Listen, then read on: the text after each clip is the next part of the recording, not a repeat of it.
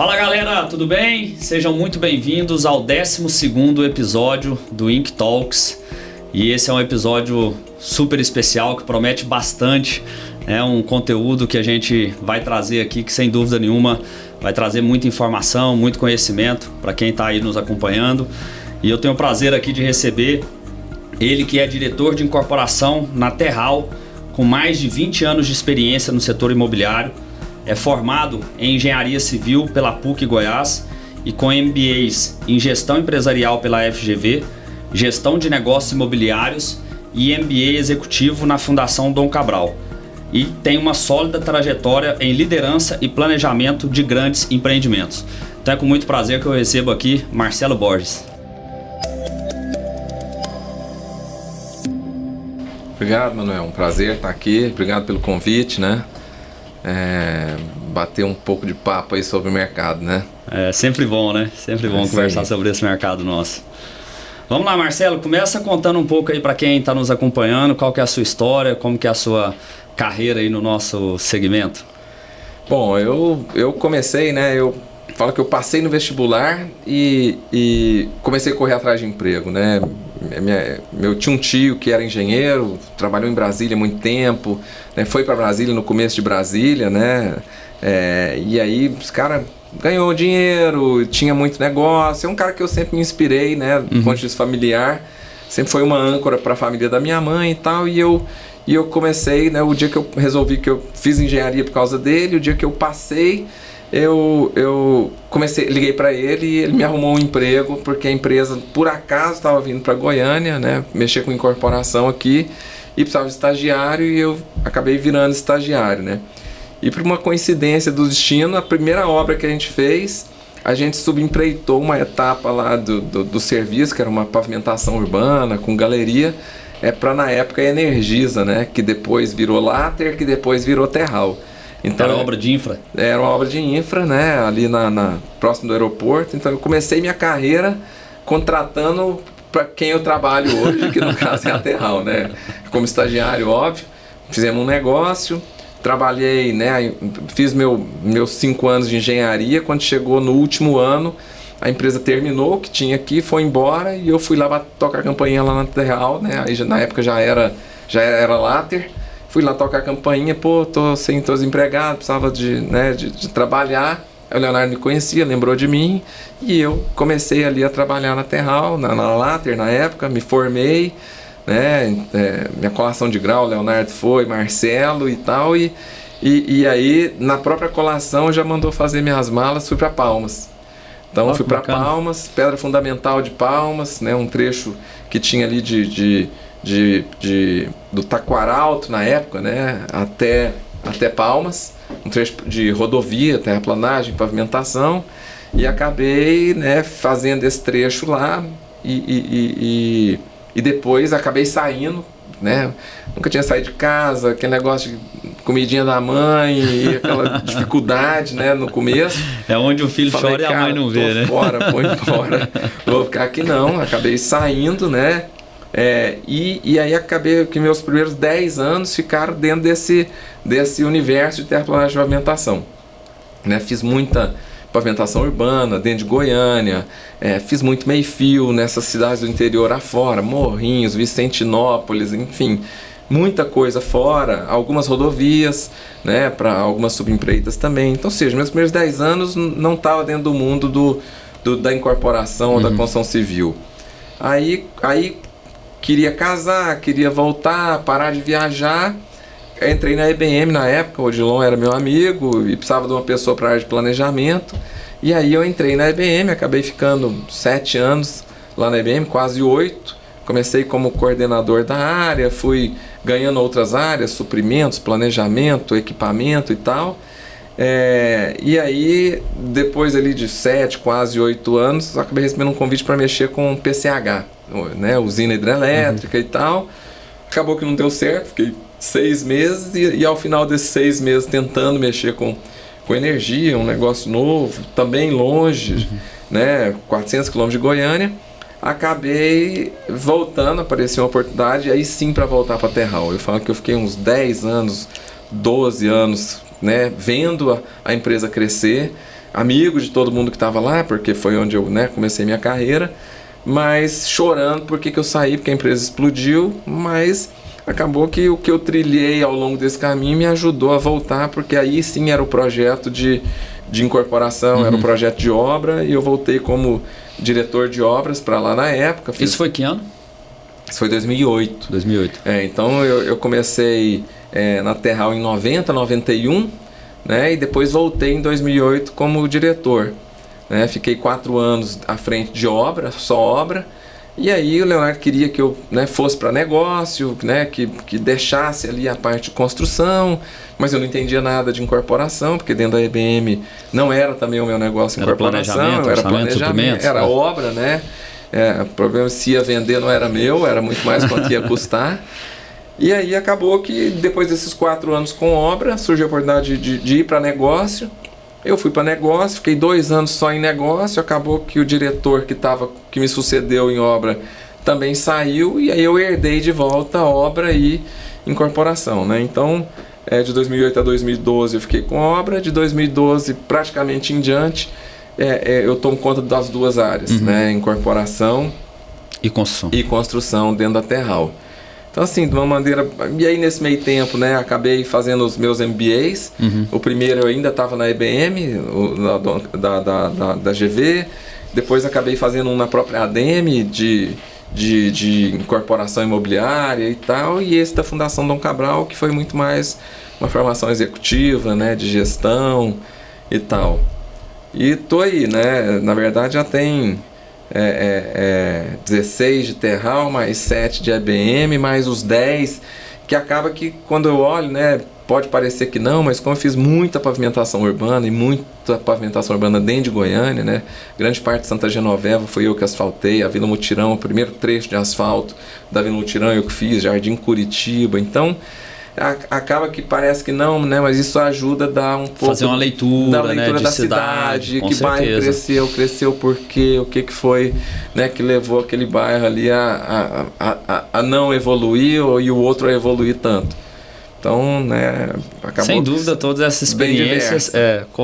E acaba que o que eu achei que foi o que atrapalhou, né, que foi ter pingado muito em áreas, acabou sendo o que ajudou muito, porque... acabou ampliando um pouco a visão, né, de mercado, a visão de negócio. Acaba que dentro da própria Terral hoje tem área de energia, tem área de shopping. Eu fiz várias obras de shopping, né, do zero para o grupo. O grupo hoje tem 12 shoppings. Eu acho que, bem dizer, uns 6 shoppings desses 12 a gente fez do zero, na época que eu estava ainda como diretor de construção. Então ampliou bem o escopo né, da leitura de mercado. Baita experiência. Pela experiência do Marcelo aqui, já dá para o pessoal ter uma noção da profundidade, o quanto que a gente vai conseguir explorar esse bate-papo nosso, Marcelo. Legal. E assim, fala um pouco sobre a história da Terral também, né? Já que você está aqui, enfim, está há tanto tempo à frente da empresa, atuando em 2 áreas, né? Que não é fácil, né? Como executivo, você tocar essas 2 frentes, né? Frente técnica e frente de incorporação de negócio, que são correlatas, mas acabam exigindo perfis diferentes de profissionais. Então acaba que é uma vantagem, uma virtude sua de conseguir sentar nessas 2 cadeiras e fazer esse processo de forma simultânea. Mas fala um pouco sobre a empresa, até a própria evolução da empresa durante esse período, você que já convive e conhece lá há bastante tempo. Cara, quando a gente fez a primeira obra, né, eu passei no vestibular em 86, então em 86 a gente começou essa obra, né? Cara, a empresa praticamente não tinha nada, né? Tinha, acho que nem máquina tinha, alugava os equipamentos, né? Começou a fazer muito obra assim de terraplanagem, de pavimentação. Essa obra da Caixa Econômica Federal aqui na Anhanguera, acho que foi a primeira grande obra deles, mas escavando, né? Lá tem, acho que, sei lá, muito mais de 3 subsolos. Então acho que começou assim, né? Pegando serviço pequenininho, depois passou a fazer alguma coisa de pavimentação, muita subempreita, né? Na minha época mesmo, lá que eu formei, era subempreita. A gente foi para um trecho no Tocantins que o contrato, se não me engano, era da Varre, né? E aí ficava ali numa subempreita da Varre. E aí, a partir daí, começou a fazer muito certo as coisas, né? Evoluiu depois para condomínio fechado, praticamente todos os Alphavilles aqui, praticamente não, todos os Alphavilles aqui de Goiânia foi eles que fizeram, né?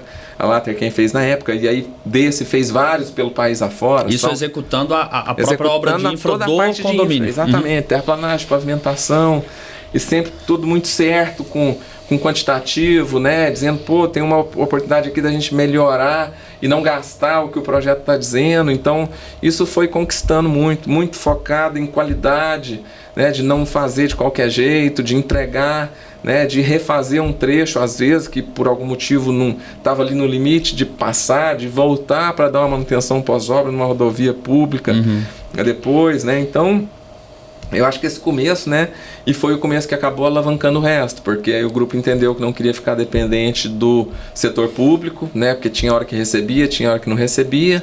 Disso abriu o Buriti, né, que no começo era uma galeria, eu lembro que eu sacava dinheiro lá para pagar a peãozada da obra, enquanto eu já não era, né, nesse intervalo que eu saí do estagiário até voltar depois como diretor. Então o Buriti, que era uma galeriazinha, foi aumentando, aquilo foi fomentando a possibilidade de fazer outros shoppings, veio Guaratinguetá, e o negócio foi ganhando volume, né, através dos shoppings, que acabou sendo a grande alavanca que fundiou todos os outros negócios que o grupo abriu, né, seja na área de incorporação, que a gente começou muito com parceria, né, com outros incorporadores locais e tal.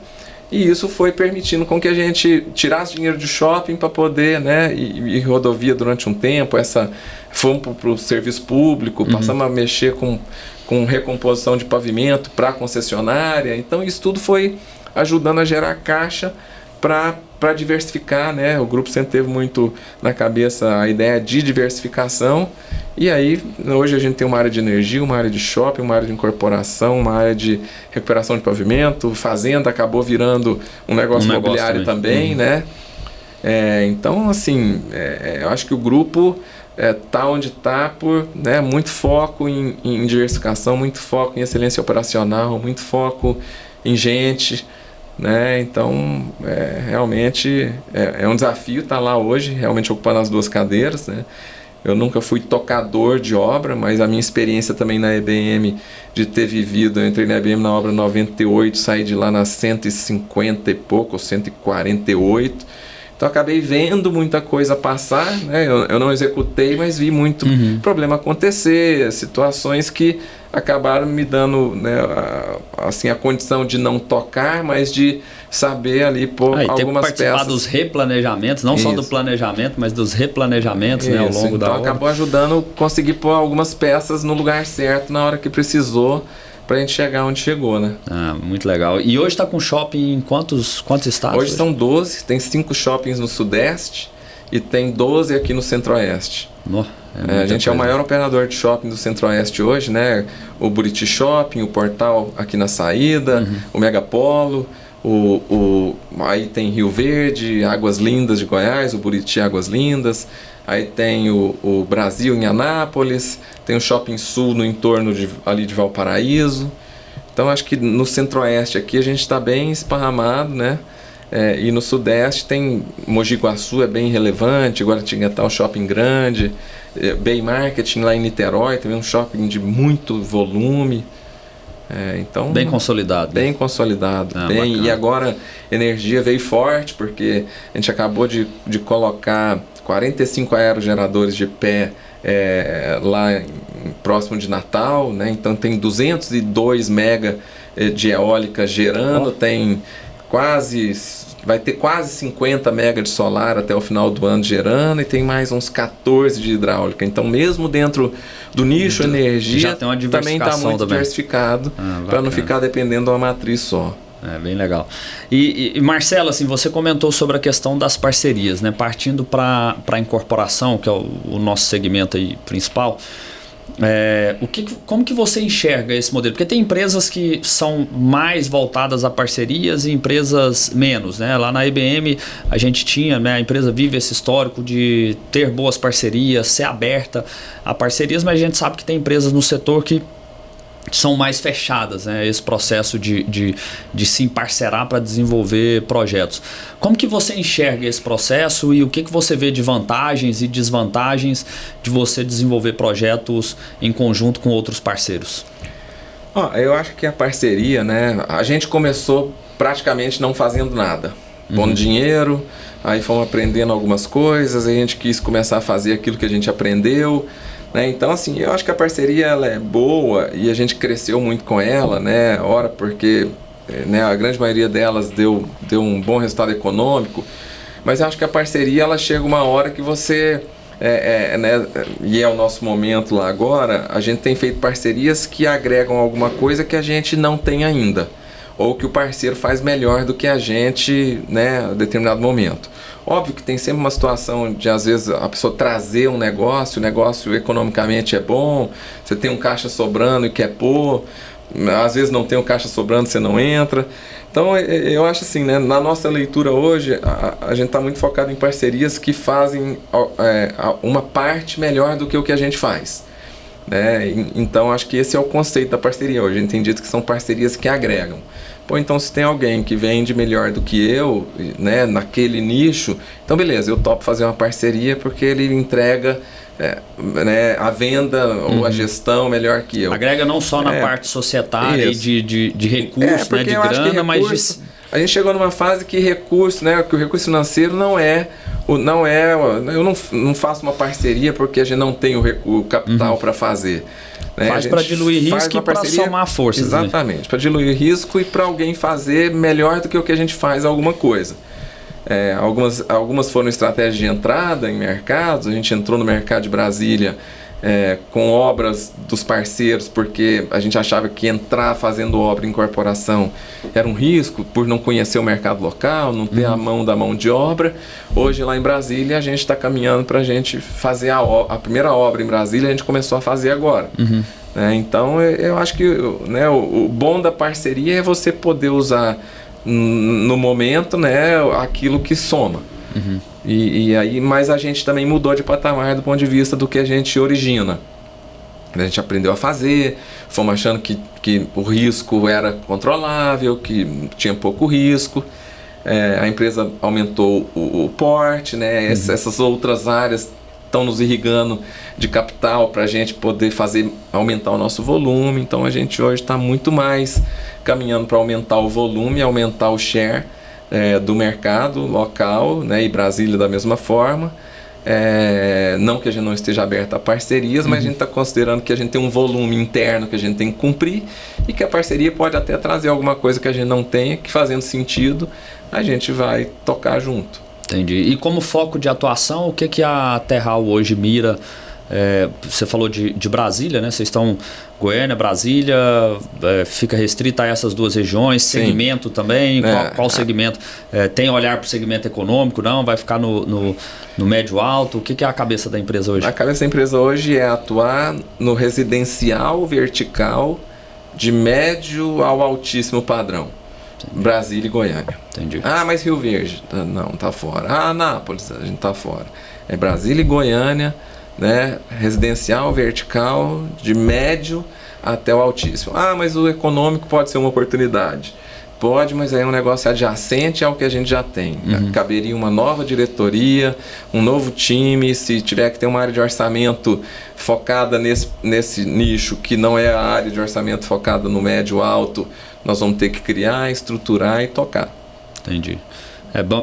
Bem definido, né? Bem definido, mais diversificado também, porque a gente nem quer ficar no altíssimo, nem quer ficar só no médio, não no médio alto, então tá claro. Atuação em duas regiões que você acaba diversificando, né? Questão de momento econômico. Por acaso tem hora que aqui tá bom, lá tá ruim, lá tá bom, aqui tá ruim, né? Então a gente vai, e aí se os dois chegarem a ficar ruim, shopping vai estar bom, energia vai estar bom.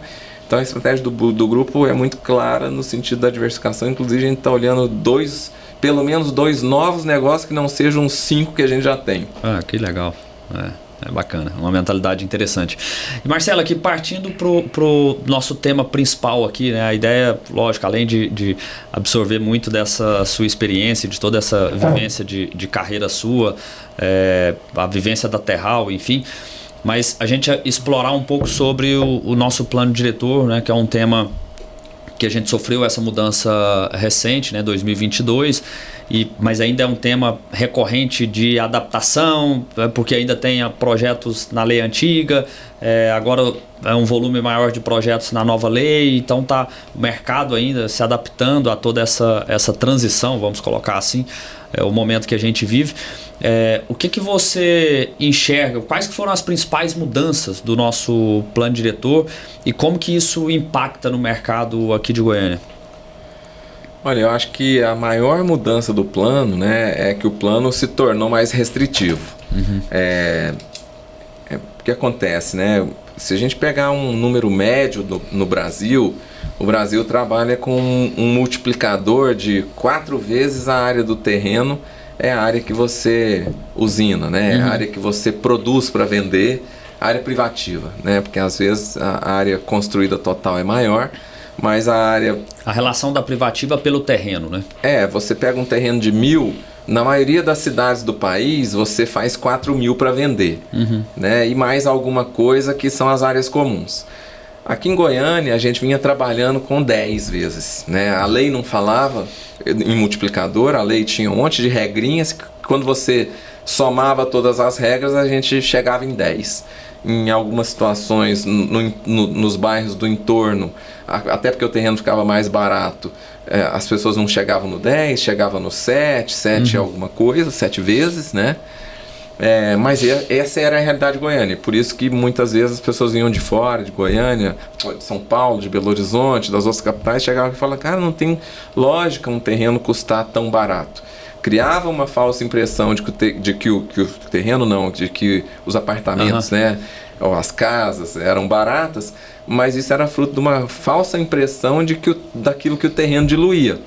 Eu costumo usar o exemplo que o terreno é essa mesa, né? No Brasil inteiro você em cima dessa mesa põe 4 caixas de sapato e vende uma para cada pessoa. Mas a base aqui é a mesma. Aqui em Goiânia você punha 10 caixas de sapato e o terreno diluía por 10 e não por 4. O elevador diluía, a área social, né, o salão de festa, a academia, comum, você rateava para 4 e rateia para 10. Então é óbvio que vai custar mais barato um apartamento em Goiânia do que qualquer outro lugar, porque na média, né, aí Camboriú é uma exceção, Fortaleza é uma outra exceção, que você tem prédios altos, que você tirava um potencial maior, né? Então, eu acho que essa é a grande diferença, porque reduziu em 25% aquilo que a gente colocava, e essa conta naturalmente, né, vai ser paga pelo consumidor, né, na medida que esses novos empreendimentos forem chegando. Tem uma parte ainda do estoque velho, né, porque o ciclo da incorporação é um ciclo longo. A gente, do dia que resolve fazer alguma coisa no terreno até o dia que entrega a obra, dura 5, 6 anos. Então, óbvio que tem ainda um estoque remanescente para ser consumido por esse preço, mas já tem vários lançamentos agora, já no plano novo. E isso causa aí uma diferença de preço e causa naturalmente uma confusão aí das pessoas do porquê que aqui é esse preço, se tem do outro, né? Então, acho que a gente está numa fase de acomodação aí do mercado num pós-pandemia, né? E como acomodar isso? Como que você enxerga que é o melhor caminho, né? ou esse processo de transição, como que ele acontece para poder acomodar isso que você está falando, de produtos que estão na lei antiga com produtos que estão na nova lei sendo lançados ou vendidos no mesmo momento, com diferenciação de preço por essas questões que você colocou. Como que isso funciona na prática? Na prática é o seguinte, né? Goiânia é uma cidade que tem 10.000 unidades de estoque, né? Estoque, vamos dizer, estoque na mão do incorporador, fora o estoque secundário, que você comprou um apartamento, você vende e tal. Goiânia é a cidade que tem 10.000 unidades de estoque e que vende, ou vendeu nos últimos 3 ou 4 anos, 10.000 unidades. Então, teoricamente, aquilo que você tem de estoque é aquilo que você vende. Em um ano, né? Em um ano. Então, se ninguém lançasse nada novo, daqui um ano, teoricamente, um ano, né? Um pouco mais de um ano e 2 meses, 1 ano e 3 meses, o estoque seria zerado. Né? Então, esse estoque, a tendência, mas então em um ano todos os preços vão mudar? Não, porque tem um estoque um pouco num bairro menos desejado, tem aquele lançamento que não performou tão bem, mas vamos dizer que, né, num universo aí de 2 anos, a tendência é que esses imóveis acabem, né, que sejam vendidos ou que sobre um estoque residual muito pequeno e tudo aquilo que vem de novo vem num preço novo. Né? Porque esse rateio, vamos dizer assim, né, vai trazer um aumento médio aí de R$1.000 a R$2.000 por metro quadrado. Né? Aí óbvio que uma região um pouco mais afastada vai ter um impacto menor, porque lá já se fazia 7 vezes a área do terreno. E o que se lançou muito também dentro de Goiânia nos últimos 4 anos, e que vendeu, né, porque o que lançou vendeu, tem um volume grande de obras aí sendo executadas. Então tem uma pressão também na mão de obra, né? Muito condomínio horizontal que vendeu casa, né? O hábito era vender lote e o problema de construir as casas era do cliente final. Então isso absorveu muita mão de obra. Mas assim, na minha leitura, né, nos próximos 2 anos o cliente vai ter uma percepção muito grande do quanto aumentou. Apesar de já ter tido um aumento que foi fruto de uma correção de preço daquilo que a pandemia trouxe, né? A pandemia bagunçou muito a cadeia de suprimentos. Então, o que aumentou até aqui aumentou pelo efeito pandemia, desestruturação da cadeia de suprimentos. E daqui para frente chega uma nova conta, que é a conta do plano diretor. Entendi. Né? Então, é natural uma confusão, porque como assim tem estoque desse preço e eu tá lançando aqui agora um tão mais caro? Então, na minha leitura, né, é uma grande oportunidade para o cliente que não comprou absorver esse estoque que está aí, né, num preço um pouco menor, porque assim, a exemplo do que aconteceu na pandemia, que a gente dizia, cara, vai aumentar o preço, né, os custos, às vezes o cliente não acredita. E o cliente não acreditava, né? Só que na pandemia, como mudava tudo todo mês, aí o cliente percebia mais rápido. Agora não, porque você lança, aí aquilo vai a mercado, aí o corretor acessa, aí você não dá muita atenção. Se você não está no seu momento de compra, você não percebe, né? Então, mas daqui entre 1 ano e 2, a conta vai chegar. Aliás, os nossos lançamentos já chegaram, né? O cliente, e estão sendo vendidos. Então, é só muito mais uma questão de atenção ao mercado e também uma questão de formação do corretor, né? Do saber explicar e saber fazer essa conta para o cliente, que nem todo corretor consegue, né? É confuso mesmo, né? Eu falo que eu fiquei aí quase que 4 anos, né? Tratando o plano, entendendo. Então, para mim é muito clara a conta. Né? Tentei até rodar as imobiliárias. Você foi uma das pessoas que esteve mais envolvidas diretamente ali pelo setor privado, né? Pelo nosso segmento. Eu fui nomeado pelo prefeito, né? A prefeitura criou um grupo de trabalho, né? Onde a Câmara participou, né? Tinham lá 4 vereadores, tinha um representante da área do Secov, tinha um representante da ADM, muito mais porque como é que faz a conta? Né? Era muito mais uma visão de como é que a prefeitura achava que era, como é que o vereador queria que fosse, mas também como é que né? Aliás, o plano era para ter vindo muito mais restritivo, né? A conversa começou com 5 vezes. A ideia era que se trouxesse para Goiânia a proposta da média nacional. E se fosse isso, a imóvel já era dobrado de preço. Então eu acho que foi um degrau, e eu ouso dizer que daqui 10 anos a gente pode... Tende a mudar, né? Sim, né? Tende a mudar, e se a linha for a mesma, é uma linha restritiva de novo, seja pelo trânsito, seja pela, né, a prefeitura, e eu acho que esse é um instrumento que a prefeitura tem mesmo, né? Ela desacelera áreas que se fizeram muitas construções, ela acelera onde ela acha que é interesse que seja verticalizado. Então, é um instrumento que a prefeitura tem de manobra para ir ajustando a dinâmica da cidade, né? E acaba que no âmbito de quem defende essa redução do adensamento, existem muitos argumentos, né, para poder defender essa tese, que é bem o que você colocou. A referência nacional que a gente tem da grande maioria das cidades é de um adensamento mais baixo. Então a grande tendência, né, assim como é natural a gente se espelhar em cidades como São Paulo, Belo Horizonte, enfim, né, uma série de outras cidades no país, principalmente maiores do que Goiânia, tendo nessas cidades referências de um adensamento menor do que o nosso, existe uma tendência, uma probabilidade muito maior de que isso continue sendo mais restritivo, né? Sim, é que esse plano, né, assim, quando se partiu para uma cidade compacta, né, que não nessa virada agora de 22, mas na virada anterior, que se não me engano foi 2008, 2007 para 2008, naquele momento se disse, nós queremos uma cidade compacta. Uma cidade que as pessoas morem mais agrupadas, porque aí aquele movimento, né, de você ter que sair, ir lá no bairro, ou ir lá, né, tem gente mudando de município, né, tem gente morando em Goianira, trabalhando em Goiânia, morando em Senador, trabalhando em Goiânia. Então a ideia da cidade compacta era essa, né, que realmente se verticalizasse, se adensasse. Mas acaba, né, que a população tem uma visão um pouco distorcida da dinâmica, né? A grande pressão desse plano foi uma pressão do adensamento que estava causando trânsito, que estava causando problema viário. E aí nós estamos em julho e você anda na cidade e a cidade está uma seda para você andar no trânsito. Não tem problema de trânsito na cidade. Eles falam, mas por que é que agora eu tenho em julho, eu não tenho problema, e nos outros meses eu tenho? O problema é das residências, ou o problema é da escola ou dos outros polos geradores de trânsito, né? Então, e aí fica, um puxa para cá, outro puxa para lá. Mas o fato, né, é que é um instrumento que a prefeitura tem de manejo, desacelera uma região, né? O Alto do Bueno foi desacelerado, porque está muito verticalizado, acelerou algumas outras regiões, então acho que esse é um manejo mesmo, né? E o plano muda de 10 em 10 anos. Durante o plano anterior não se fez muita coisa, né? Porque também o plano prevê que de 2 em 2 deveria haver uma revisão.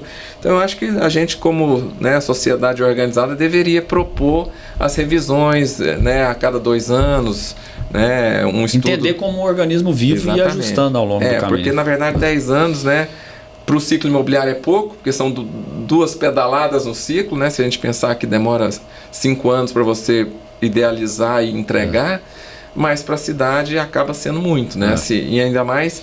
Uma cidade que crescente como Goiânia. Isso, e com a iniciativa privada, né, sendo muito mais ágil no sentido de empreender do que muitas vezes o poder público no sentido de criar infraestrutura, atuar nos eixos de desenvolvimento, de transporte e tudo mais, né? Questão também de instrumentalização semafórica, enfim. Entendi.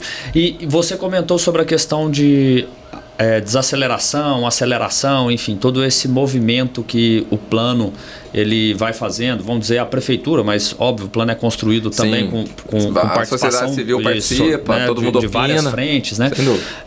Então vamos dizer que o plano constrói esse direcionamento da cidade. Como que é feito isso na prática? Assim, como que se escolhe onde vai acelerar, onde vai desacelerar e qual que é a consequência disso para o mercado? Olha, tem pesquisas, né, tem estudos, a própria prefeitura desenvolveu agora um estudo de movimento de veículo, né, início, fim. Esse plano agora eu participei, né, eu acho que a prefeitura fez os estudos internos. No plano anterior eu não participei da discussão, teve uma terceirização um pouco maior desses estudos de densidade e tal. Então, né, para esse plano agora a prefeitura resolveu fazer internamente, identificou, né, dentro dos bancos de dados deles aonde, né, teria um estresse, vamos dizer assim, da malha viária, um estresse dos equipamentos públicos de drenagem, de água pluvial, enfim, né, de esgoto, inclusive ambiental, que é parque, devia ter, não devia ter. Juntou tudo isso e em cima disso ela veio mexendo e manchando a cidade, né? Então, como eu disse, todo o Alto do Bueno ali foi desacelerado, o setor universitário foi desacelerado, até, né, um bairro que tem um viário bem servido, assim, mas a prefeitura entendeu que deveria desacelerar. O próprio setor aeroporto também ficou uma faixa só central ali da República do Líbano. algumas regiões do Marista acabaram ganhando um pouco mais, um pouco ali da Nova Suíça. Então, assim, eu acho que foi muito dentro desses estudos aí que a prefeitura fez internamente que ela foi lá e manchou. A gente, na prática, até discutiu muito pouco, né? Nós, como aqui empreendedores e o próprio Secov, eu confesso que a gente não disse, olha, aqui devia, ali não devia. Foi uma decisão interna da prefeitura e da própria Câmara, no entendimento deles aí, e até no entendimento de onde eles queriam desenvolver mais ou menos, que acabou o mapa sendo pintado, nas áreas adensáveis, nas áreas de aceleração e nas áreas de adensamento básico. Entendi. Agora, falando assim do reflexo disso em termos de futuro do mercado, o que você enxerga? Assim, porque à medida que um bairro nobre como Alto do Bueno ou outras regiões do Bueno, né, tem esse processo de limite, né, de desaceleração e de limitar o adensamento. Teve uma região que pega o Alto do Bueno, pega até o próprio Bela Vista. Sim. Ali, né, um trecho do bairro, e acaba criando essas restrições. Naturalmente o crescimento e o desenvolvimento da cidade ele tem que acontecer em alguma região, em outras regiões. Como que você enxerga do comportamento do mercado e o reflexo disso no mercado? Olha, eu acho que isso traz, para as áreas de restrição, quem acabou fazendo alguma coisa ali tem o que sobrou, né? Aí sim são os protocolos que foram feitos antes do término de vigência do plano. Então alguns incorporadores vão ter ali alguma coisa salpicada dentro do que foi desacelerado. Mas um volume bem baixo. Volume bem baixo e que tende a ser lançado, desde o dia de que o plano virou, que foi o ano passado, até, 2 anos no máximo. Então, na minha leitura, o que se tinha de projeto antigo vai aparecer ainda, no máximo aí dentro do meio do ano que vem. E a partir daí, aí sim, acho que a cidade começa um movimento para dentro dos bairros que acabaram ganhando e tinham pouca visibilidade, como o Marista aqui e o Bueno, o Alto do Bueno perdeu, mas todo o resto do Bueno continuou. Então, cara, o Alto do Bueno agora é o médio, e talvez o que se chamava de baixo, ali aquela região do Moreirinha, vai ser o médio. Então, enfim, acaba gerando uma valorização, os preços vão acabar subindo nessas regiões, porque vai diminuindo, vai gerando escassez, as áreas vão acabando, vai acontecendo muito com o que aconteceu com São Paulo, É natural que o preço vá subindo, porque, eu queria morar aqui nessa região do Marista, aqui não tem mais, então aquele é o último.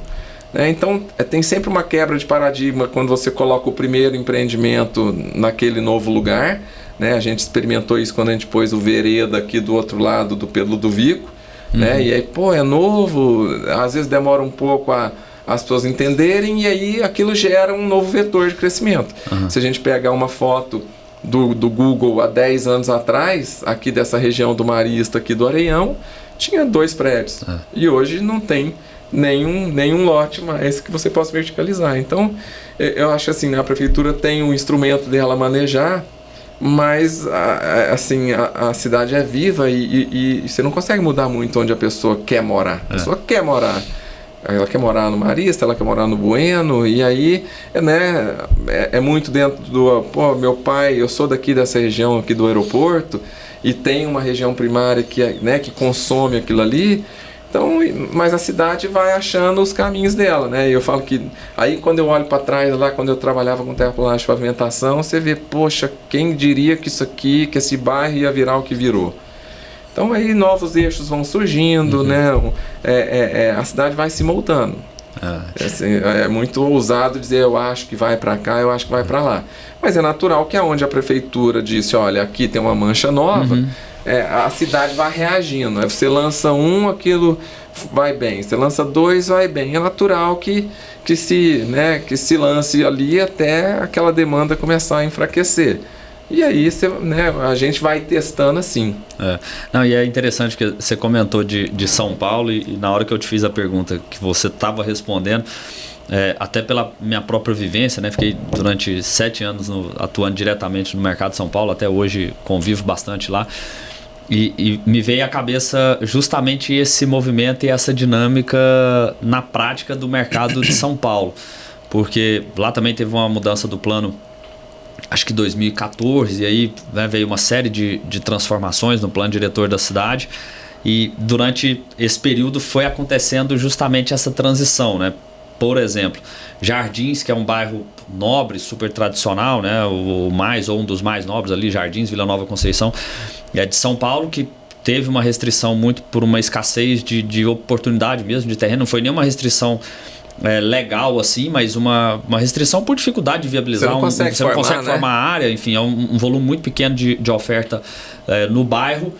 E como expandiu a verticalização em outras regiões, em bairros adjacentes, como Pinheiros, por exemplo, Pinheiros, Perdizes, foram se transformando nos novos polos, né? Assim, nas novas centralidades da cidade. E a cidade, eu morei durante a maior parte do tempo que eu estive em São Paulo, morei em Perdizes e morei em Pinheiros. Então vivenciei muito ali, fiz negócio em Pinheiros, fechei área em Pinheiros, vivenciei muito esse mercado. E foi super interessante ver essa transição, né? E São Paulo, até pelo volume, pela velocidade com que a cidade se modifica e se transforma, a gente consegue até ver isso numa forma bem acelerada, né? Que é um pouco do que a gente muito provavelmente vai ver acontecer aqui em Goiânia, como você comentou, né? Do Vereda no Pedro Ludovico, vocês fizeram, acho que ano passado também um outro lançamento, o Alameda, né? Foi super bem, enfim. Então, é meio natural a cidade ir se acomodando nessas regiões, né? Seja saindo do Bueno e indo para uma região nobre ali como Marista, ou de repente indo para uma região secundária da primeira secundária aquele bairro, né? Isso, como adjacente ali tudo. Você enxerga esse caminho aí? Sim, e mais, né? Eu falo que eu tive uma experiência, meu filho sofreu um acidente e eu tive que ficar 10 dias, 15 dias em volta do Sírio, em São Paulo.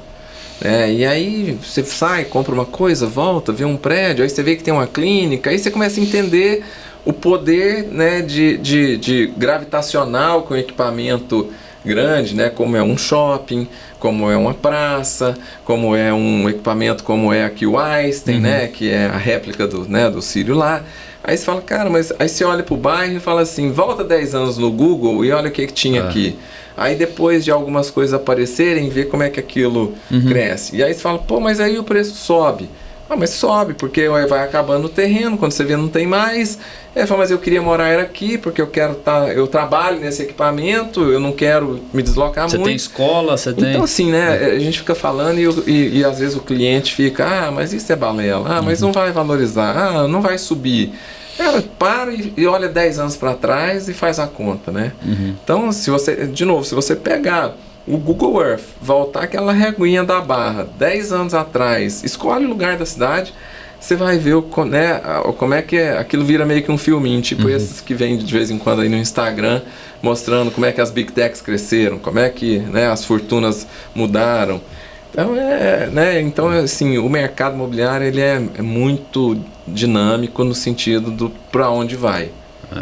E tem um reflexo também, depois eu quero entrar no ponto explorar um pouco mais essa questão da precificação para a gente entender um pouco disso no viés do cliente, né? Que você já abordou um pouco aqui, mas eu queria explorar um pouco mais isso. Mas só estou lembrando aqui de um ponto que você colocou, que acabou que eu não abordei ele aqui contigo, que além dessa questão do plano diretor, a gente ainda tem um reflexo direcionado aí grande, que vai interferir em termos de precificação e tudo, que é a questão do aumento do custo da mão de obra, né? Assim, a gente, como que você está enxergando isso de uma forma geral? A gente já tem uma série de notícias e matérias, a gente na prática está sentindo muito isso, uma dificuldade de acessar mão de obra, já estudos e análises para se industrializar mais os nossos processos por esse desafio da mão de obra, e isso naturalmente vai refletir também em preço, porque os sistemas e as soluções industrializadas, principalmente num primeiro momento, até ganharem volume, tudo geralmente tem um sobrepreço, um custo maior. Como que você enxerga esse momento que a gente vive? Manuel, eu acho que a gente está enfrentando talvez eu estou nesse mercado há muito tempo. A gente viveu uma crise aí em 2000 e 2012, 13, de falta de mão de obra, né? Você contratava um pintor, ele não era pintor, você contratava um pedreiro, ele mal era um servente, mas era o que tinha. E eu acho que a gente está exatamente nesse momento de novo, né? Eu brinco com meus amigos, eu tenho alguns amigos falando, mas não tem cabimento, não vai subir mais. Tá bom, então tenta arrumar um pintor para pintar a sua casa. Tenta arrumar um pedreiro para trocar o piso. Inventa que você vai trocar o piso da sua casa e tenta arrumar que dia que esse pedreiro vem fazer. E por mais que ele faça que vai, combina para ver que dia que ele vai aparecer lá. Não, doutor, agora eu não terminei, e não termina nunca. Né? Então, de novo, né? Esse efeito das casas sugou muita mão de obra, porque quem comprava o lote sofria para construir a casa e era enrolado, tinha menos força para atrair, e era enrolado, o cara fazia bico lá. Na medida que se lançou muita casa e o incorporador teve a obrigação de entregar, ele teve que fichar aquela pessoa, o cara tem que ir lá. Então isso drenou mais ou menos o volume de 4 vezes o que a Terral é. Então é um incorporador grande, relevante. Só o que surgiu de casa sendo entregue, vendida pronta, sugou 4 vezes o tamanho da Terral. Então é como se a gente tivesse 4 incorporadores do tamanho da Terral jogando o jogo do mercado aí de novo. Muita coisa. A somar nesse ponto, tem toda uma questão ligada ao que as mídias digitais, aos aplicativos, Uber, Airbnb e etc., transformaram o mercado. Porque o cara hoje, ele não quer ser servente mais. Ele vai ser Uber, ele vai trabalhar no Uber e talvez ele ganhe no ar-condicionado do carro aquilo que ele ganha como servente. E beleza, é uma escolha, né? O cara vai trabalhar num ambiente, né, não tão agressivo quanto da construção civil, né? E isso tem drenado muita mão de obra. É super difícil hoje você achar servente para obra. E aí o pedreiro, normalmente o filho do pedreiro virava um pedreiro, o filho do carpinteiro, o filho do eletricista. Normalmente essas pessoas não querem que os filhos sigam ali a profissão, então tem um aumento da idade média na construção civil hoje, porque está envelhecendo aquelas pessoas que estão ali, não entra gente nova, né? E basta olhar para o que aconteceu na Europa, o que aconteceu nos Estados Unidos. A gente vai caminhar assim para uma industrialização, mas isso vai trazer um sobrepreço no curtíssimo prazo, né? Isso está aí, só, né, a gente está vendo, né, os nossos custos são corrigidos. Você vende um apartamento, ele é corrigido pelo INCC, e a gente está aí já no 3º ano com os custos de obra subindo 5, 10% acima do INCC por ano. E isso, óbvio, vai ser repassado, né? A gente faz conta, aquilo não fecha, se aumenta no preço.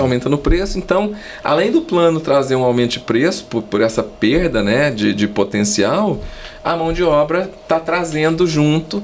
E aí, óbvio, nem todo mundo vai conseguir mais comprar naquele bairro que sonhou comprar. E aí a pessoa fala, bom, então eu não dou conta e vou para o bairro do lado, né, para o bairro um pouquinho mais distante, ou ela vai ter que juntar um pouco mais, adiar o sonho, não tem renda. Então por isso que eu estou dizendo, né, esse movimento do estoque que está aí mais pronto ou quase pronto, ele acaba sendo uma oportunidade, né, um pouco ainda não vista, e quando o cara achar que vai, ela acabou dentro daquilo que eu te falei das 10.000 unidades. Né, esse estoque tende a acabar e vem uma safra nova com preço bastante diferente, impactado pela mão de obra. Agora, a história do Uber, né, é um engano. Do Uber, estou usando o Uber como exemplo, né, porque tem também quem está vendendo hoje roupa, né, via aí Shein, perfume e tal e tudo mais. Essa pessoa, ela vai ser, ela não vai, como carreira, ela não cresce ali. Você não vai virar gerente do Uber, você não vai virar coordenador do Uber. Então, beleza, você vai ter que, sua hora é limitada, você vai ter que, no máximo, aumentar a sua carga horária para tirar um pouco mais, mas como carreira na construção civil, né, você acaba conseguindo crescer, porque hoje você entra como eletricista, que tem visão de crescimento, amanhã você vira encarregado, depois você vira mestre, você resolve fazer engenharia, vira engenheiro e vai embora. Quantos casos que a gente já não viu? Vários, né? Vários. Só que isso acaba não sendo falado, o cara se ilude ali de repente por uma, né, situação que é cômoda agora, mas no longo prazo não funciona. Então, como entidade de classe, como, né, uma tentativa de melhorar o mercado, de criar uma condição melhor, cabe a nós tentar mostrar isso e fazer a roda girar. Mas a conta vai chegar porque a gente não vai rodar essa roda tão rápido quanto a gente vai conseguir repor. Então já fechando aqui no âmbito do cliente, do consumidor final, agora é a hora, né? Se não... Eu entendo e eu tenho alguns amigos que falam que não vai e eu tô dizendo, beleza, tá tudo certo. Tá bom, mas... Só depois não fala que eu não te avisei, né? Então, de novo, eu acho que as pessoas têm o direito de achar que não, mas é só fazer conta.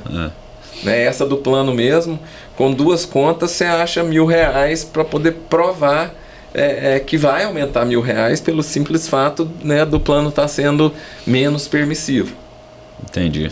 E você usou o exemplo de São Paulo, né? Engraçado.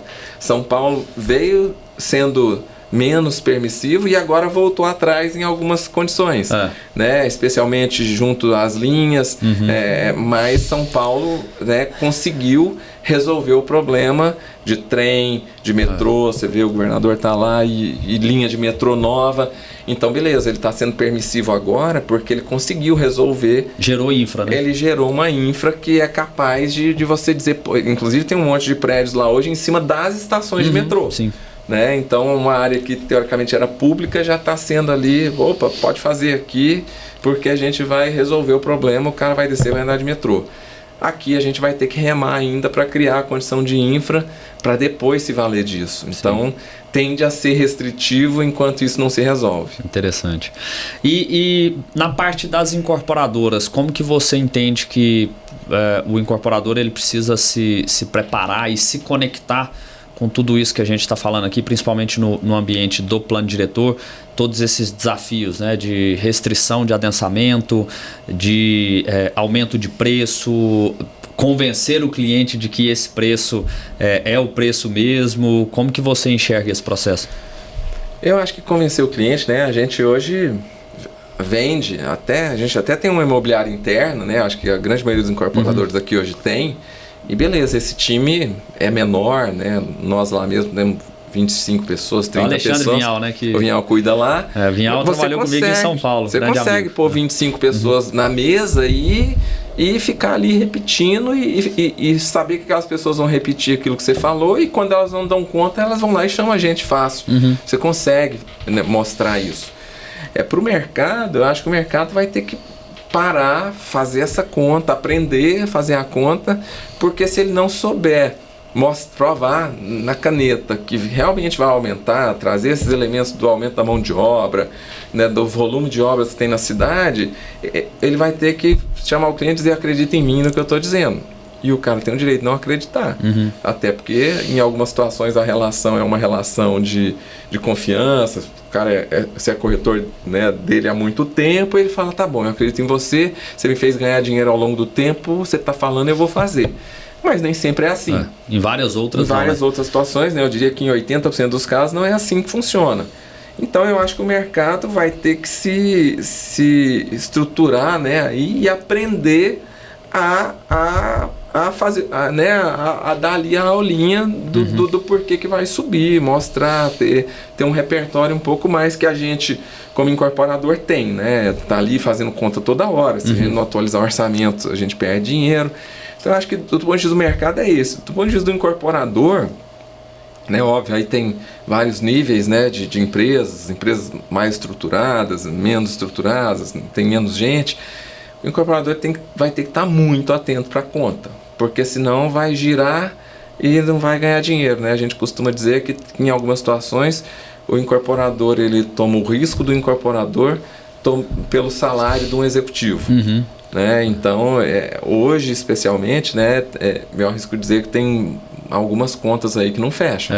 Isso que eu ia falar, assim, por incrível que pareça, às vezes algumas pessoas que estão aí nos acompanhando não tenham essa visão e imaginem essa situação, mas por incrível que pareça, no nosso segmento muita gente não faz a conta bem feita, né? Não. E aí, como o ciclo é longo, né, às vezes o problema demora um pouco mais para aparecer, mas não tem mágica.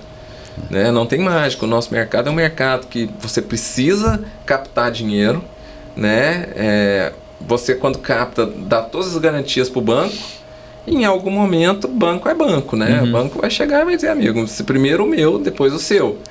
E se a conta tiver sido feita errada, não vai ter o meu, vai ter só o dele.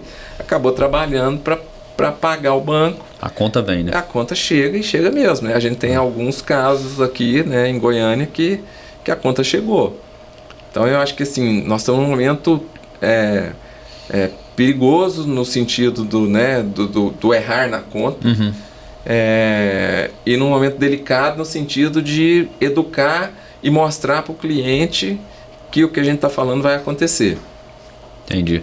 E Marcelo, antes da gente partir aqui para a parte final aqui do nosso episódio, e essa pujança do mercado de Goiânia, né, assim, todo esse crescimento exponencial que a gente teve aí principalmente nos últimos anos, ano passado chegou a ser o terceiro maior mercado do país. Como que você enxerga toda essa dinâmica? Porque além da questão do plano diretor, né, que tem esse aspecto, mas e o preço? Será que vai mudar mesmo? Será que o plano vai ter esse impacto? Tem muito paira muito uma dúvida, né, na cabeça do cliente muitas vezes, e às vezes o corretor, como você falou, não está bem preparado para poder responder isso. Uma dúvida mas será que tem mercado para isso tudo? Será que é isso mesmo? Qual que é a sua leitura com relação a esse momento que a gente vive? Não, eu acho assim, né, eu tomei o cuidado há pouco tempo de pegar a série histórica dos últimos 13 anos.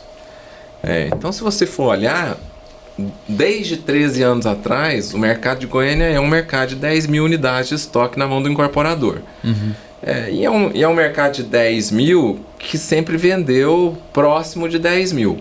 A exceção do governo Dilma ali em 2013, que tinha 10 mil unidades de estoque e vendia 2.500. Né? Eu até falo muito isso, assim, até num outro episódio que eu fiz recentemente, só desculpa te cortar, mas eu fiz justamente esse comentário lá com o pessoal, que nessa época aí, acho que sei lá, foi 14, 15, 13. Por aí, a gente levava 4 anos pela velocidade de venda, a gente levava 4 anos para consumir o nosso estoque, que hoje é né? Como Exatamente. Você comentou lá no início. Exatamente. Então, beleza, está lá na pesquisa da ADEME, tem 13 anos que a pesquisa é feita, se você olhar, o estoque sempre foi de 10 mil, só que a venda, né, ali ela veio, emburacou em 2013 e depois levantou de novo.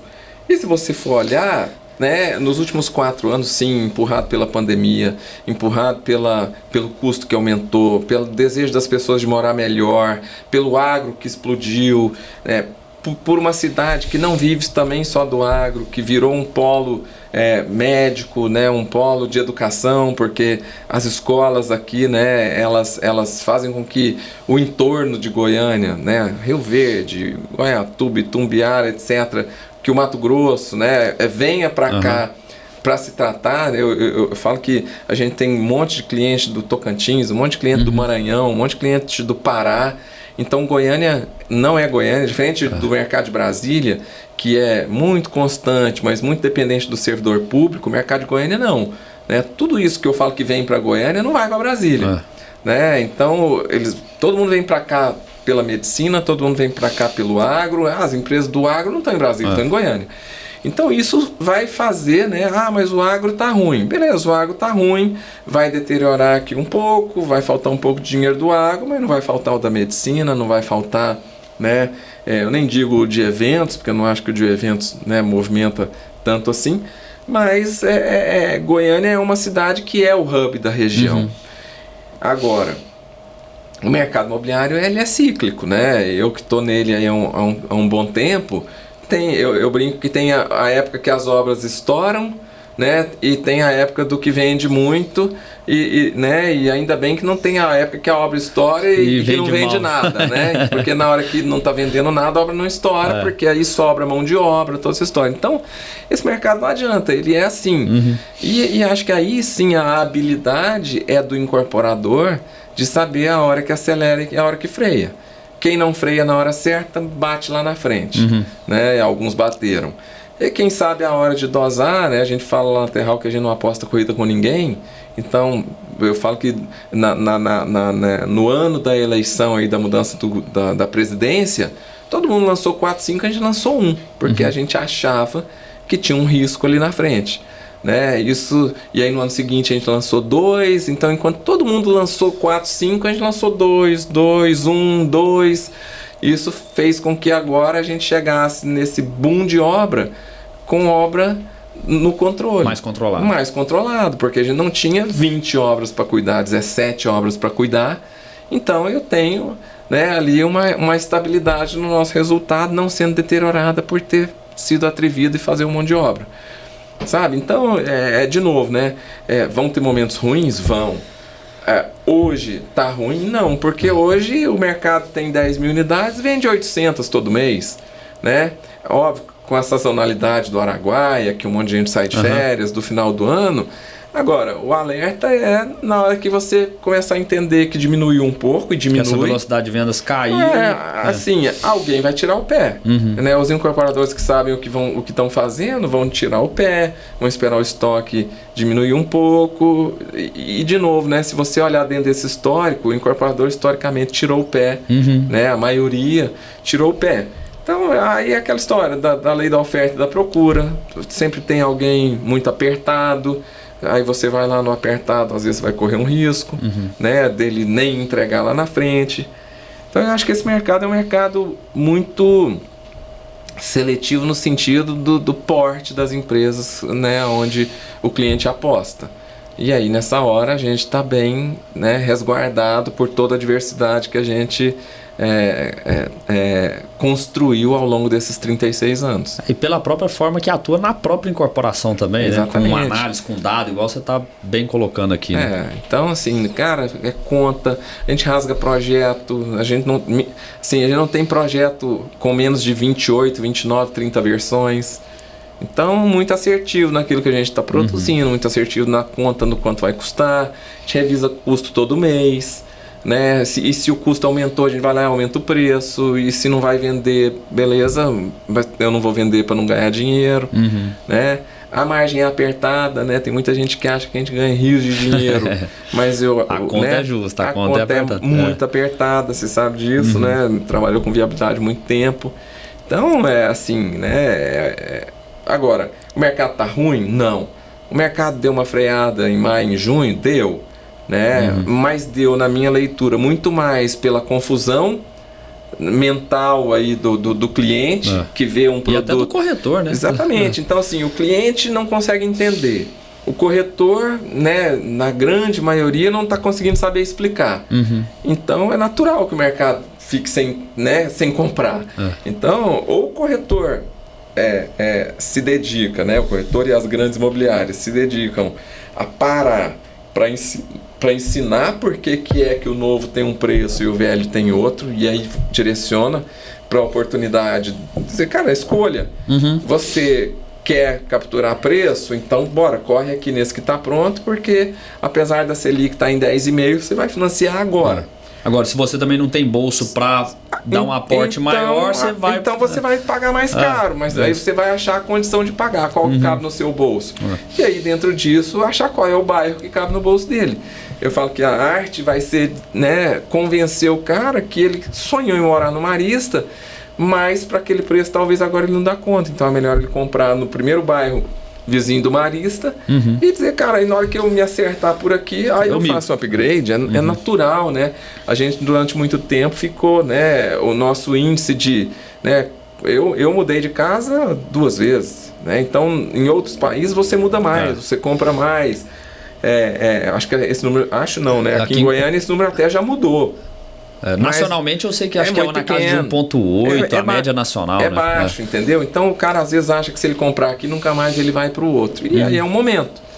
Né? Agora, se o corretor não estudar para conseguir mostrar isso, a gente vai remar mais alguns meses nesse entrave do qual é o preço, vale ou não vale. Entendi. Entendeu? De novo, a gente lá tem vendido o que a gente planejou vender. Mas a gente tem uma house que vende a metade do nosso volume anual. E a outra metade, aí tem alguns parceiros que estão mais lá junto com a gente, entenderam a nossa dinâmica, entenderam que na hora que ele não dá conta de explicar, ele pode levar que a gente explica e acaba vendendo né, fazendo a maior parte do trabalho aí de convencimento numérico, a gente consegue fazer com um coordenador, com um gerente muito adaptado a esse linguajar aí de por que mudou, quanto mudou, sabe sentar e fazer a conta. É interessante. E para quem ainda não se aprofundou nesse tema, fica a dica aí de aprofundar, estudar, entender para poder dar conta de eu fiz isso, de né, explicar o ano passado. Desculpa, eu te interrompi, mas o ano passado eu rodei aí as imobiliárias, fiz isso, esse ano agora de novo fiz, né? Mas você percebe que é um tema difícil, né? Então requer estudo, né? Requer estudo. Legal.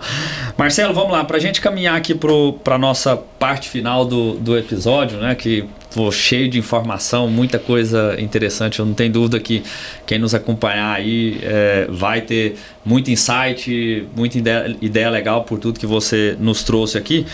Mas a gente tem uma parte que a gente chama de sprint imobiliário. É uma pergunta e resposta, enfim, fica à vontade para responder de forma rápida ou da forma que você bem entender, mas um bate-bola mais rápido mesmo. Mercado imobiliário precisa de? Rapaz, sabedoria. Interessante. Difícil. E é difícil. A gente brinca lá que eu sei que é um sprint, mas a gente brinca lá que quando tá tudo bem, alguma coisa vai dar errado que você não viu. Tem que se preparar. Você não percebeu, Tem que ser sábio, tá certo. O que mudaria no setor se você tivesse um superpoder? Tivesse poder de mudar alguma coisa? Mudaria a condição das pessoas comprarem. Crédito, né? Como é que você dá crédito de uma maneira mais, né? Como é que você faz facilita com que a base consiga, né? Se é subsídio, se é o governo, né? Mas como é que você cria uma condição as pessoas morarem melhor, né? Legal. E o que você falaria para o Marcelo de 20 anos atrás? Cara, eu teria comprado mais imóveis do que eu comprei, sem dúvida. Quando eu fui para Palmas, quando eu fui para Palmas, cara, meu salário dava para comprar 2, 3 lotes todo mês. Eu não comprei nenhum. E dava para ter comprado do lado do palácio, nas principais avenidas. Vai lá hoje e ver como que tá. Cara, eu vou embora disso aqui, não comprei nada. E ao longo da minha vida... Não, né, e até Goiânia, né? Assim, Goiânia há 20 anos atrás, como que... Cara, eu teria comprado muito mais imóvel do que eu, né? E às vezes você quer uma troca de carro, quer uma moto, quer uma viagem, quer não sei o que. Óbvio que isso, né, a gente precisa fazer. Mas na época que sobrava mais, eu devia ter comprado mais. Interessante. Porque você casa, tem filho, e aí vira escola. Depois fica mais difícil, né? Sempre mais difícil. Dica de livro, o que você recomenda? Gosta de ler? O que você tem de recomendação? Gosto muito. Assim, tem vários livros que eu gosto, mas Outliers né, pra mim é um livro pequenininho, facinho de ler. Fala do que? Esse eu não conheço. Porque algumas pessoas têm sucesso e outras não. Interessante.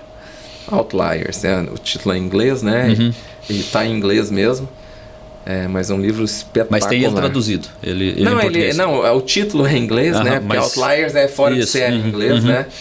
Então, é fora de série, e aí ele explica por que algumas pessoas são fora de série. Entendi. Eu tenho um professor para mim é o melhor professor que eu tive, que é o Rivadavia.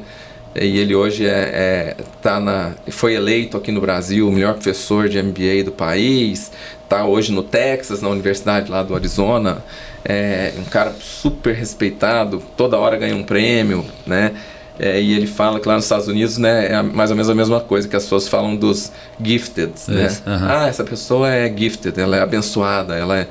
Cara, nada além de esforço, trabalho, dedicação e horas, né? Esse livro do Outliers fala em 10 mil horas. Ninguém é ninguém sem ter dedicado 10 mil horas àquela mesma coisa. E aí ele dá vários exemplos no livro, né? Por que o Lewis Hamilton, né, é quem é? Porque 10 mil horas lá no kart desde moleque. Por que, sei lá, várias pessoas bem-sucedidas aí, né? Bill Gates, por que Bill Gates é o que é? Porque na época que surgiu lá os primeiros computadores, ele era o cara que estava dentro do laboratório, rodando, testando, programando, e teve toda aquela oportunidade, ele e alguns outros, né, das Big Techs aí, mas tiveram muito mais horas do que os outros tiveram, né? Aí tudo bem, tem algumas situações que são de você estar no lugar certo, mas na maioria delas é a soma, né? É a soma de muitas mil horas dedicadas àquilo lá, né? Interessante, e aí eu falo que para essa nova geração, né, que quer correr e que quer as coisas quer aceleradas acender demais, muito rápido, que acha que as coisas vêm rápido, cara, não vem rápido. Infelizmente, por isso que eu falo que, né, esse livro para mim, eu tenho muitos livros, a Fundação Ana Cabral, né, me fez ler muito para poder construir meu TCC, e eu daí para frente, né, passei a ler muito mesmo. E eu falei isso, eu fiz a abertura da aula inaugural da PUC esse ano, e aí juntei um pouco disso e tal, e cara, um só de todos os que eu já li, por ser fácil e por, né, demonstrar que tem gestão sim, tem um monte de coisa, mas dedicação. Bem bacana, cara, bem interessante. E mensagem final, Marcelo, o que você deixaria aí para quem está nos acompanhando e voltado ao tema, enfim, né, assim, de novo, né, eu acho que o mercado imobiliário, para mim, quando eu entrei pela engenharia, mas depois fui entender que não era engenharia que eu queria, não era fazer obra, não era entregar, era muito mais transformar, era fazer um prédio acontecer ali, né? Eu sempre quis muito renda, e aí, o que eu faço para ter uma galeria? O que faz para ter renda? Né? Renda com apartamento alugado, renda com, sei lá. Então, assim, eu acho que como mensagem final, né, mercado imobiliário tem várias oportunidades. Eu entrei sem querer muito, sem achar que comercial talvez fosse um caminho que eu pudesse trilhar. Acabou que a vida me levou muito mais para o comercial, para os novos negócios, mas o mercado tem muitas, né, variações, vertentes, né, seja do médio, do baixo para o altíssimo, mas dentro dele muitas oportunidades, não só para quem é engenheiro, mas para quem é administrador, para quem é minerador de dados aí hoje, né? Eu acho que com o IA vem uma outra revolução.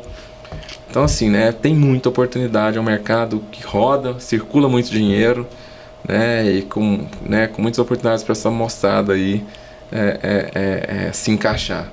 E mesmo para quem está na base da pirâmide, né, entender que beleza, você começa como servente, mas você consegue também ter oportunidade de crescer na carreira, né? As empresas são empresas estruturadas que estão voltadas para educação, para formação. Então acho que é isso. Interessante, cara, muito bom, assim, foi um super bate-papo, sem dúvida nenhuma. Pelo convite. Quem pôde aí nos acompanhar, né? Quem teve a oportunidade de nos acompanhar, sem dúvida teve a oportunidade de aprender bastante, assim como eu também, né? Eu sempre brinco que esses momentos para mim são momentos de muito aprendizado também, né? Que eu aproveito para poder aprender, refletir, enfim. Então, mais uma vez, muito obrigado aí pela presença, pela oportunidade. Obrigado você pelo convite. As redes sociais, você... eu praticamente uso o Instagram, que é @MarceloBorgesSilva, mas também uso pouco, muito mais pro lado pessoal do que pro corporativo. Nem sou muito ativo nada, Facebook, não tem sei de quanto que eu não olho. Meu LinkedIn desatualizadaço, né? Eu não tenho a menor pretensão de ser ranteado aí por outro incorporador. Quero, né? Sou sócio lá de praticamente todos os projetos que a gente lança, eu tenho lá uma parte, então também meu LinkedIn desatualizadaço, onde a gente me quer conectar, não posto nada lá. Assim, WhatsApp mesmo. Legal. Meu cartão tá na portaria da Terral lá, é só pedir. Precisou, tá lá. Todo mundo tá autorizado a entregar meu cartão, então precisou só ligar. Valeu, Marcelo, mais uma vez, muito obrigado. Tá joia. Foi excelente aí o nosso bate-papo. E para você que nos acompanhou aí, meu muito obrigado. Para quem gostou, compartilhe para as pessoas que você de repente entende que são importantes ouvir esse bate-papo, assistir esse bate-papo. Comente aí também, se inscreva no nosso canal. Um forte abraço e até a próxima.